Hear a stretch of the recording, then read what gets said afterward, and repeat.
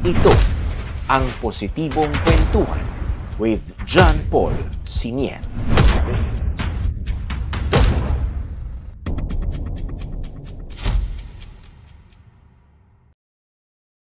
But this time, I want to introduce to you itong dalawang unit na ito.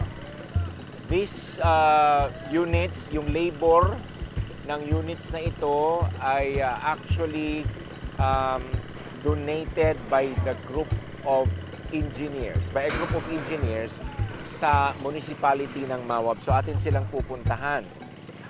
In fact, IDQers, prior to this conversation, nakausap natin sila at kanilang sinabi na sila yung mga inhinyero.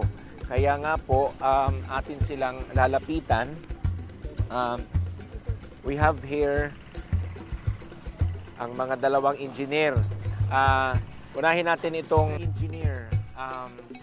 Kumusta ang unang araw ng ating pagbabayanihan dito sa relocation site ng ating mga biktima ng landslide sa Masara? So far, magandang at lalo na ang klima natin ngayon, walang ulan. So, smooth sailing ang trabaho. So, nandito kami ngayon, grupo ng team ng Mawab. Ang Bangon Mawab. So, kaming mga barangay, bali, 11 barangays, nag-ano kami, initiative din Mr. Jun Abarquez at saka si Nining Sakayan, kasama si Engineer Ramil Bidina. So, ito na pag-usapan namin na gagawa kami ng bahay. Okay. So, andito kami ngayon. So, dalawang bahay itong nakaano namin ngayon. Pagtulong-tulungan namin, Maitayo. Maitayo. Matapos Okay. namin. Naintindihan ko, engineer, lahat ng materyales ay provided ng mga donors. Pero ang ibinibigay nyo ngayong sponsorship, ang inyong lakas, kami, ang labor. labor. Okay. But, medyo nakita kita kanina, di ba?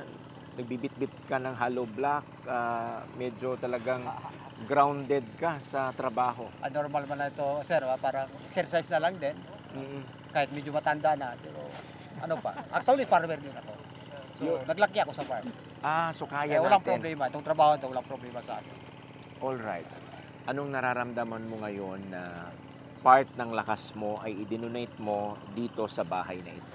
So, ganito ka no? So, spirit of volunteerism, tulong-tulong, kahit hindi kami apektado ng landslide sa Masara, pero taga-Di Oro din sila, at saka Pilipino din sila. So, spirit natin, kita tayo, mga Pilipino, so dapat man lang magtulong-tulungan tayo. So natutuwa kayo ngayon? Oo, of course.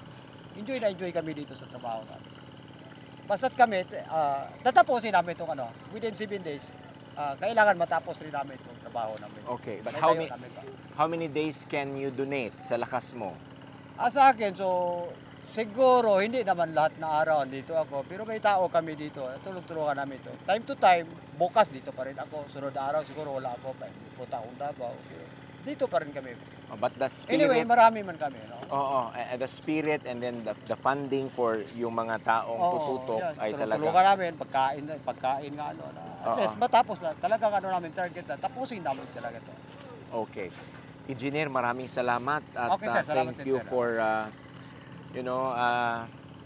donating your blood and sweat para sa ating mga kababayan sa Masara. Salamat din, sir.